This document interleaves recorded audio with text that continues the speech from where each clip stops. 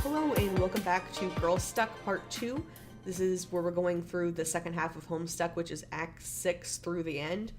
And I have a presentation here again, so I'll try to explain it pretty clearly for those who are only listening to the audio because they don't have the videos up yet. But I will have the videos up soon. I was hoping to get through all the other videos I have before getting to Girlstuck, but I might go ahead and upload Girlstuck before, because I have way too many videos to edit, and I already have, the first video done, and I'll already have this video done. So I might just go ahead and upload those here soon to my YouTube channel, which is also Jax Does Homestuck. So the first slide I have, and I'll try to explain it pretty clearly for those who are only listening to the audio. So we have the whole spreadsheet that I did for Girlstuck, where I have every female character who talks or is talked to listed here. And I mean, if they were talked to, by another girl not talking about a guy, as is the case with the Bechdel test. So we have quite a lot. The total interactions are just over 800 at 802. I also have it separated by Just Kids and Just Trolls, and they're pretty even. The Just Kids were 318 and the Just Trolls were 312. So that's just if they were talking to kids. I mean, it could be trolls and kids talking, but these were just like the amount of times that kids were talked to and the amount of times that trolls were talked to. So that's pretty even, and I'm really happy about that. There were some surprise characters. I believe I mentioned last time there was like Mother Sprite and Dragon Sprite that I hadn't really thought of. This time I forgot that the Condus was one of them that talked, and I think the others I was pretty much expecting. Like, I knew Nana Sprite was going to be a thing. I forgot that Fafetta Sprite was talked to. Then we also have the newcomers being AU Calliope and Jaspero Sprite, which I am including Jaspero Sprite on here because, like I explained in the last one, I wasn't including pets as being a boy being talked about. And also it's said by Jaspero Sprite that cats don't really have a solid idea of gender, so it was easy for Jaspero Sprite to still be a girl like Rose was, because it just didn't matter that much to Jasper's. So one thing on here is I do have Vriska just down as talking to herself rather than making another character for a different version of Vriska, because it was just too much to try to figure out when I would separate that and how to kind of document that. And I think it just makes more sense to just have it as Vriska talking to herself for interactions rather than trying to really get, a whole other character for this, like I did for AU Calliope. So the next slide, we have kind of the totals here. And I'll go through those a bit more detailed. They're just spreading out like all the different characters and seeing how much they interact. Jade is easy to tell, has some of the most interactions. So it goes like Jade, Calliope are the pretty ones, easy to tell, and after that it's kind of gets even for a while. So, and then I have another of the total of Just Kids and Just Trolls being pretty even, and just the betas, the beta kids and the beta trolls, do have more interactions than the Alpha Kids and the Alpha Trolls, which I think is pretty to be expected considering of how much of the plot they got.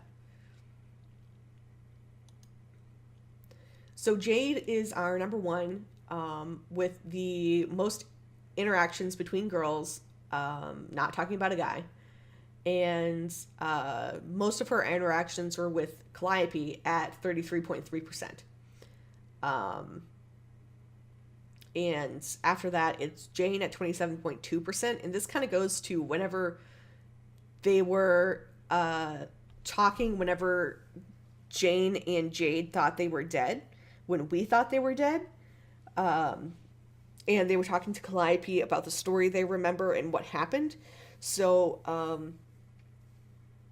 that's where most of this is coming from, because they had a lot of different pages together, reading and talking about that.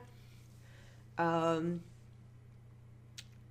next notable one is AU Calliope. So most of Jade's interactions really came from the last half of Homestuck. Because besides that, it kind of goes down, because AU Calliope is at 9.6%. And then it's tied between Jade, Sprite, and Kanaya at 7.9%. And Jane was at 27.2%. I forgot to say that. So then we go on to Calliope, who, as I'm sure you expect, the most that she's talked to is Jade at 40%. So, and then it follows with Roxy, actually, at 23.2%. So good Calliope Roxy canon. And then it goes to Jane pretty close after at 22.1%. So that kind of tracks up there. She doesn't talk to too many other girls after that, just, the AU Calliope, and then Jasper, Sprite, and Rose after that. Rose is who is next on here, which I'm sure you can imagine most of her conversations were taken up with Kanaya at 42.7%. So quite a lot there, which, I mean, obviously they love talking so much, and they love talking to each other because they're gay and wonderful. And then after that is actually Terezi, which most of those conversations also took place in the second half, whenever they're both trapped on Rose's world, Rose's planet. So Terezi's at 20%. And then it kind of goes down after that, where the next notable one is the White Queen at 12%. So it kind of dwindles after that. And then we have Jane at Jade being the one that she's talked to the most at 41.9%. I mean, again, this is in the second half of Homestuck, where they're having the conversation about the story they remember, what they remember going down. So there's Jade at 41.9%, there's Calliope at 28.4%, and then Roxy at 17.6%. So I think that's kind of how we all managed it to break down, except I just didn't realize how many different pages Jade, Calliope, and Jane were all talking to each other, but it's a lot of different pages. And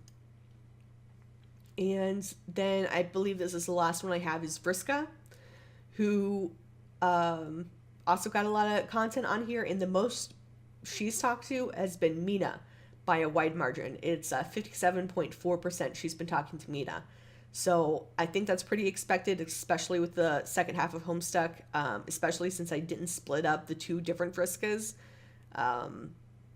So Mina is primarily who she talked to about Not a Boy.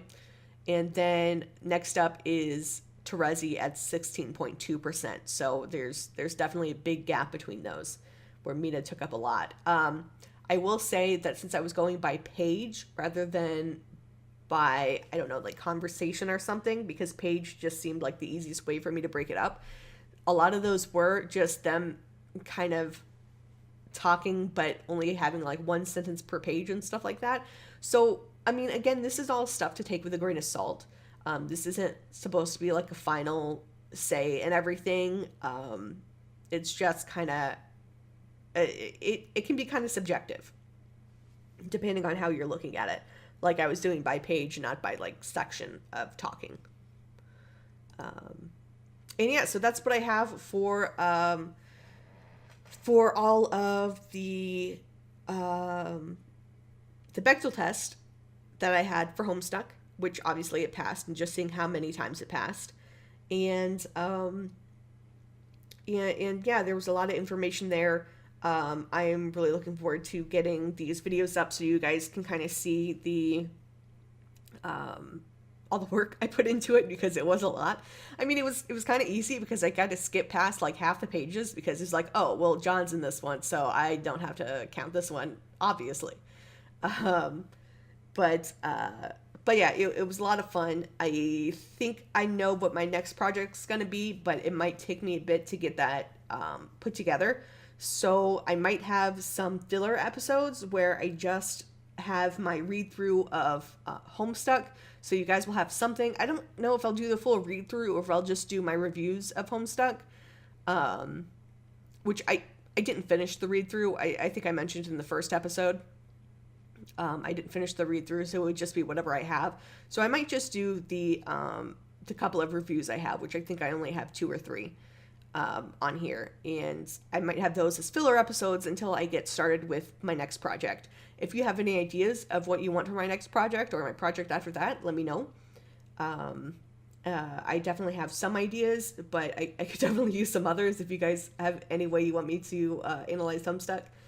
And yeah, let me know about that. Let me know if there's anything else you want from me. Let me know if you want to talk about Girlstuck some more. I can try to find other ways to break down the data and kind of analyze through that. And if there's something specific you want me to talk about regarding Girlstuck, I can definitely talk about that. I did find some really gay stuff that I missed whenever I was going through. I wish I had notated that, but it was just like little things. Like I think a lot of it was like there was some Calliope and Roxy moments that were like definitely gay upon looking back on it, or stuff like that. That's the one I remember the most. But yeah, so let me know what you want next for me. I'll have an episode out next week, whether it's my next project or a filler episode. I'm not quite sure. And yeah, let me know what's going on. Check out my Twitter, SA Dragon Tweets. Check out my website, jaxdoeshomestuck.com. And you'll have links to everything else, like my Discord, where I post like some teaser information, and I post whenever I update that. There's also just some talk about Homestuck on there, and a place for you to post your art. Yeah, and I have a Patreon, I have a Ko-Fi. All of that is linked on my website and on my Twitter. I also have a Redbubble. I don't mention that much, but I have some like horn patterns and stuff like that. So you can check that out as well. But yeah, thank you for listening, and I will see you next week.